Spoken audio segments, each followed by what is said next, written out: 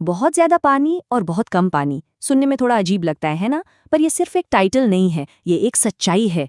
एक ऐसी पहेली जो दुनिया भर में करोड़ों लोगों की रोज की जिंदगी है। चलिए आज इसी को समझने की कोशिश करते हैं।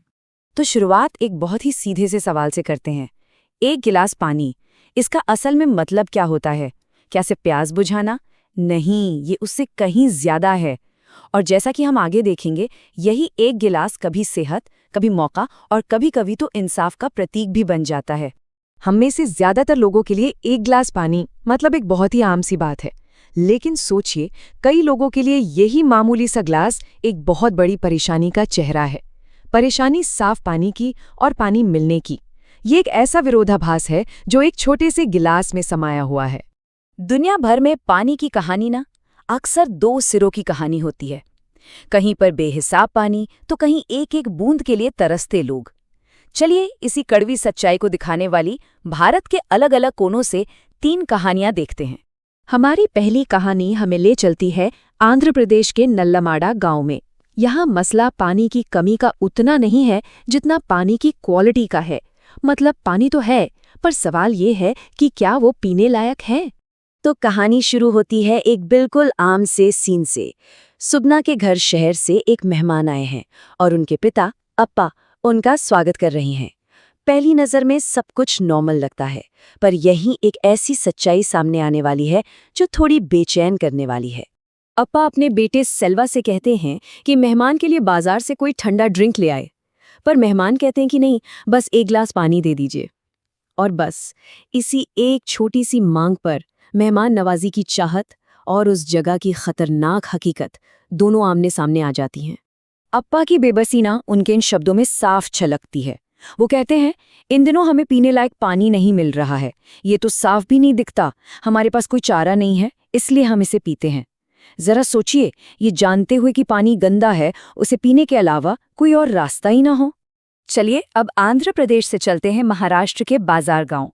हमारी दूसरी कहानी पानी के बंटवारे पर एक बहुत ही तीखा सवाल खड़ा करती है। यहाँ कहानी है रोहन और रीना की। उनका परिवार शहर के एक बड़े से वाटर पार्क में आया है। चारों तरफ फव्वारे हैं, बड़ी बड़ी स्लाइड्स हैं, मतलब मौज मस्ती का पूरा इंतजाम है। ये एक ऐसी दुनिया है जो पूरी तरह से पानी पर ही बनी है। पार्क के अंदर पानी की कोई कमी ही नहीं है। हर तरफ हंसी मजाक का माहौल है और हजारों लीटर पानी सिर्फ मनोरंजन के लिए इस्तेमाल हो रहा है। लेकिन इस खुशी के माहौल के ठीक बाहर एक बिल्कुल अलग दुनिया है। जैसे ही वाटर पार्क के गेट के बाहर नजर जाती है ना, कहानी एकदम से पलट जाती है। पास के बाजार गांव के लोग अपने खाली मटके और बाल्टियां लेकर इकट्ठा हुए हैं। उनके चेहरों पर मजा नहीं, बल्कि गुस्सा और मायूसी है। और सबसे हैरान करने वाली बात जानते हैं क्या है? इन दोनों दुनियाओं के बीच सिर्फ एक दीवार का फासला है। एक तरफ खेलने के लिए पानी का समंदर और दूसरी तरफ पीने के पानी के लिए लंबा इंतजार और संघर्ष। ये पानी के बंटवारे की एक बहुत ही साफ और कड़वी तस्वीर है। भीड़ में से एक महिला का गुस्सा इन शब्दों में फूट पड़ता है, हमारे कुओं में पानी नहीं है और यहाँ हर जगह इतना पानी है सिर्फ आप सबके खेलने और मजा करने के लिए। बताइए हम क्या करें?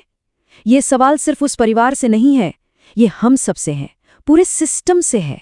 हमारी आखिरी कहानी हमें मुंबई के एक पॉश इलाके कफ परेड ले जाती है। यहाँ हम देखेंगे कि शहरों में पानी का सिस्टम कितना नाजुक हो सकता है। एक ही शहर में 2 नल कैसे 2 अलग अलग दुनियाओं की कहानी सुना सकते हैं। लिफ्ट एक ऊंची बिल्डिंग की 26वीं मंजिल पर रुकती है। दीपक अपनी माँ पुष्पा के साथ रजिया मैडम के घर पहुंचा है। उसकी माँ यहाँ काम करती हैं। ये अपार्टमेंट आज के मॉडर्न मुंबई की तस्वीर है, पिछली 2 कहानियों से एकदम अलग। यहाँ एक ही शहर में पानी के 2 मतलब हैं। रजिया के घर में नल खोलो तो दिन भर पानी आता है, वहीं दूसरी तरफ दीपक के घर पर उसके परिवार को पब्लिक नल से पानी भरने के लिए घंटों लाइन में लगना पड़ता है। सब कुछ अपनी रफ्तार से चल रहा होता है कि तभी रजिया अखबार में एक ऐसी खबर पढ़ती है जो सब कुछ बदल देती है। एक ऐसा खतरा जो अमीर और गरीब के बीच का फर्क नहीं देखता। खबर वाकई में डराने वाली है। अखबार में लिखा है कि इलाके के पीने के पानी की पाइपलाइन में गटर का पानी मिल गया है। इस वजह से कई लोग डायरिया और उल्टी से बीमार पड़ रहे हैं। ये हमें बताता है कि नल में पानी आना एक बात है और उस पानी का सुरक्षित होना बिल्कुल दूसरी।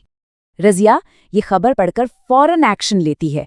वो पुष्पा को कहती है कि कल का सारा भरा हुआ पानी फेंक दो और पीने के लिए ताज़ा पानी उबाल लो। और सिर्फ यही नहीं, वो पुष्पा को अपने परिवार के लिए भी उबला हुआ पानी ले जाने को कहती है। मुश्किल के वक्त में ये इंसानियत अमीर गरीब का भेद मिटा देती है। और इस पूरी टेंशन के बीच दीपक की एक छोटी सी बात दिल को छू जाती है। वो इसलिए खुश है क्योंकि आज उसे पानी के लिए घंटों लाइन में नहीं लगना पड़ेगा। जरा सोचिए, एक बच्चे के लिए छुट्टी का मतलब क्या हो गया है? अपनी एक बुनियादी जरूरत के संघर्ष से सिर्फ एक दिन की राहत। तो इन 3 अलग-अलग कहानियों को देखने के बाद हम एक बड़े सवाल पर आकर रुकते हैं। हमारे पानी में असल में क्या है? हमने 3 अलग-अलग जगहों की कहानियां देखी है ना, पर इन सबके पीछे समस्या एक ही है, बस उसके चेहरे अलग-अलग हैं। नल्लमाड़ा में पानी की क्वालिटी की समस्या, बाजार गांव में पानी तक पहुंच की समस्या और मुंबई में पानी की सेफ्टी यानी सुरक्षा की समस्या। ये तीनों कहानियां पानी के एक बहुत बड़े ग्लोबल संकट के अलग-अलग हिस्से हैं। तो अगली बार जब घर का नल खोलें और उसमें से आसानी से पानी बहने लगे तो एक पल के लिए जरूर सोचिएगा, ये पानी कहाँ से आता है और क्या ये सुविधा, ये आसानी हर किसी को नसीब है? क्योंकि एक गिलास पानी सिर्फ पानी नहीं है, ये एक हक है।